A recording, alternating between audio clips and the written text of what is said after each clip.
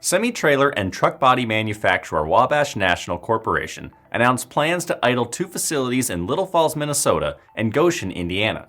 A Wabash SEC filing mentioned 56 job cuts in Minnesota and 214 in Indiana. WARN notices revealed that impacted positions will include maintenance and production coordinators, machine operators, assemblers, and welders, with the latter 2 accounting for 83 of the affected employees in Indiana.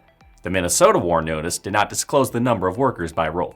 WARN notices stated that the separations will occur in 2 phases beginning on March 6 and April 3rd. The documents indicated that the company expects to eventually cease all manufacturing operations at the facilities, with the Minnesota job cuts and the Indiana shutdown permanent. The affected employees do not possess bumping rights and are not represented by any unions. Wabash anticipates costs associated with the actions to reach $15 million and $20 million.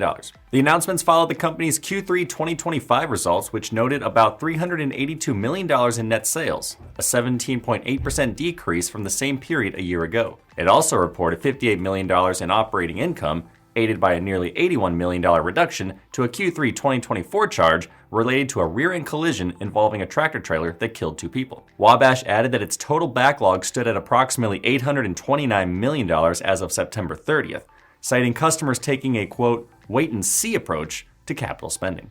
I'm Noah Beilstein. This is Manufacturing Now.